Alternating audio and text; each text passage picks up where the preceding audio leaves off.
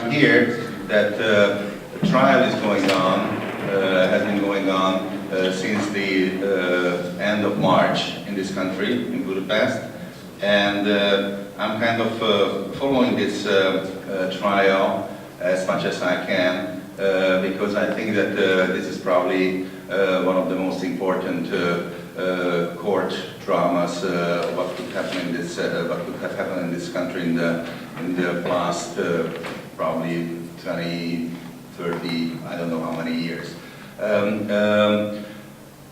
Success or failure, that's the title of this conference, and I think that there's an option that this trial could become a success in Hungary, and there's also an option that this trial will be a failure. Now, actually, I would opt for the second, so I'm afraid that this trial will be a failure.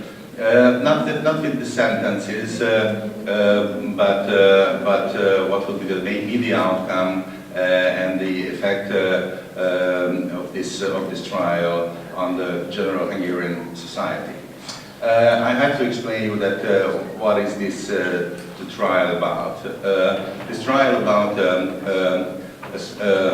serial killings which happened in Hungary 2008-2009. And this serial killings was against Roma people, and of course it came from a racial attitude against the Roma people. During the events which started in March 2008, and the last of this serial killings happened in early August 2009, and a death squad was detained in the 20th of August 2009. So there were a lot of suspicions, a lot of conspirational theories that who might be behind these killings. These conspirational theories said that, of course, there will be a sort of a political motive behind the killings. Some motivations said that some conspirational theories said that probably there will be some foreign secret services who want to destabilize the country and the legal system, and of course people thought that probably there will be some extreme right death squads behind, and what are the reasons, so how these death squads would have been built up. Well, Hungary is not South America, and of course everybody thought that this is kind of a loose argument to find this kind of death squads. On the other hand, you should know that in this country in 2006 there were massive street riots, and the basis of political reasons. The then Prime Minister, who was a socialist Prime Minister, Mr. Gyurcsány, kind of a secret speech or a closed door speech came out in Hungarian radio that it said that the Socialist Party, which won the 2006 election in the spring of 2006, they committed some lies during the campaign, and Gyurcsány used this speech to kind of make his party understand that they have to go for much profound reforms in the Socialist Party. Well, the result was important because in September 17th, 18th, 19th, there were mass demonstrations in Budapest, rampaging at the building of the public television, and the core demonstrators were linked to the extreme right parties and organizations and soccer hooligans and the usual suspects in these type of cases. Well, the political instability which was created by them, and which also made a shadow on the 50th anniversary of the 1956 revolution, October 23rd in Budapest, when lots of foreign luminaries came to Budapest, presidents of republics, prime ministers, kings, and so on.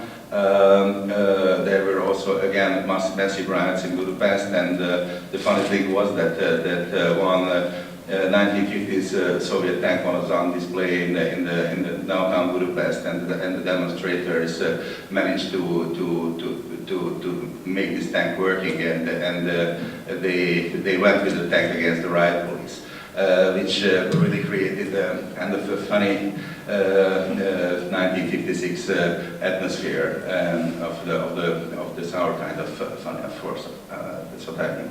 But so these riots were the cradle of the building up of some paramilitary units, and the first was the so-called Hungarian Guard, which was found in 2007, and later on several paramilitary groups were built up, and probably we will talk about that in this year. We saw the activity of these paramilitary groups in several villages and towns in eastern Hungary, which are heavily populated by Roma population. But in the meantime, these serial killings happened, and the police detained 4 people who committed these crimes, and these 4 people were basically linked to Debrecen, which is the second largest city of Hungary in the eastern part of the country. They were linked to a Debrecen music club. They were bouncers there. They were the ultras of the local soccer club, the so-called Loki, and they were linked to different skinhead organizations and so on. So it's for the general prosecutor to make the indictment. It took a year and a half, and the trial started just this year. And so the thing is that in the beginning there was a very heavy media interest around this trial, but nowadays it seems that it gets lesser and lesser and lesser. Why did I say that it could be a success, and why did I say that this could be a failure? I think that this could be, or this could have been a success if the general public, the majority of the society, will face and will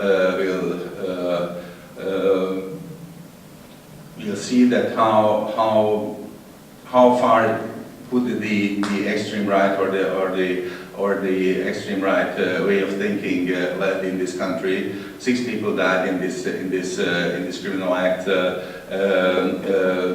These people went to different towns and villages. Their will was to create a private army. Their will was to start a civil war in Hungary. They wanted to do their acts against so-called, and I've used their words, so-called normal Roma people who have a steady job, and to create a much bigger outrage than if they would have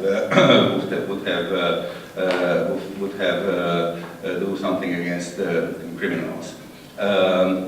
Nowadays, it seems that I'm afraid that this trial won't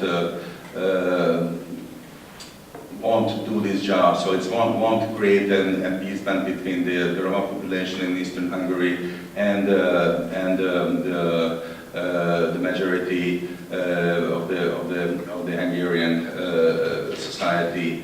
I really feel that the judge is kind of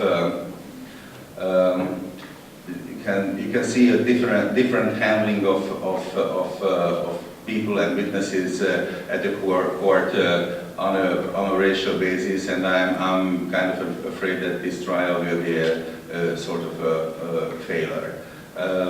Let me stop here now, and probably in the end we'll have a discussion about it.